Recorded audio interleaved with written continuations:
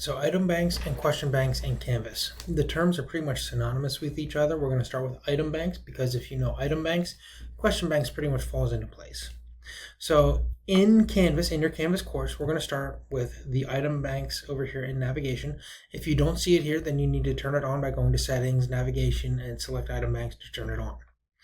So when I go into item banks, now you're going to see a lot from me. It's going to come up by this course, filter by, or you can share it with courses. I like to do the shared with courses because that's all the item banks that I have ever created. What an item bank is, it's a bank of questions, a bank of things that has to do with a given topic. For instance, let's look at like this 5.07a, sedimentary rocks and fossil fuels. This is every question I have come across dealing with sedimentary rocks and fossil fuels. Pictures, illustrations, question types, all of it. Okay, that's every question I have had with fossil fuels. So that's what the item bank is. Anytime I create a quiz regarding a fossil fuel question, so let's see here. I'm just going to pull up a random quiz here. Anytime I have a question in a quiz, I can always add it to an item bank. Okay, so any question I have. So like question 1 here, item banking. There it is, add to bank. And it's going to ask me, what bank do I want to add this question to? And it has the list of all my item banks. So you can go through any quiz you already have and create a bank of questions. Here's where the advantage to creating those item banks are. Okay, so that's where item banks is. And to create a new bank is just a plus button and enter the name, sample, create bank. You'll see it down here on my list, right here. And I can click on the sample bank, add new question. I can create a question here, or I can go through one of my old quizzes, just like I demonstrated, and just add it to the item bank. It's very, very simple to do. Now, the other thing with item banks is like, say, the sedimentary rocks and fossil fuels. So it gives me, so I can share this or duplicate this using these icons right here. That's just the sedimentary rocks. They all have that option. A few others here you see like Algebra Benchmark 1 Review. This is a bank I created, okay? Therefore, I can share it with other people, can view. So all of these that don't have the edit pencil, these are from other teachers within my administrative privileges to look at their course, but this is their item bank. They would be able to share it out given the edit pencil. The Algebra 1 Benchmark Review, I created that one. I can share this bank out with whoever else I need to.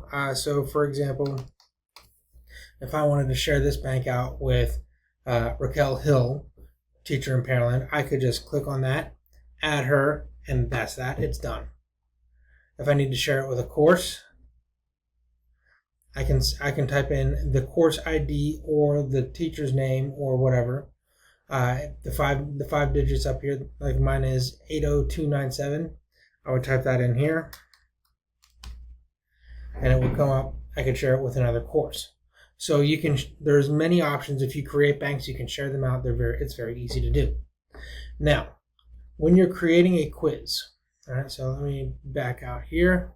I had a sample quiz here. Whenever you're creating a quiz, I created a sample quiz. It's blank. There's nothing in it. There's no questions yet. This is as far as I've gotten. I can click on item banks. And I can say shared with this course, so all of the item banks that I have access to. And it's going to tell me how many questions I have in each bank. Question 1, 2, I'm going to go down here to the one where I had 19. Sedimentary rocks and fossil fuels. That's the bank I want. I can add individual questions by hitting the plus button, or I can say all random. Here's where I really like item banks. This is the really big advantage. So this added question 1 through 19. Sedimentary rocks and fossil fuels. If I click on this, it gives me a selection. It doesn't let me look at the individual questions. That's in the item bank. Now it's saying, okay, we're going to give students this series of 19 questions out of this item bank. But I want to randomly select the questions but I only want it to be a 5-question quiz based on those 19 questions. So it will randomly pull from that item bank and make a 5-question quiz for me. Everybody gets a different series of questions.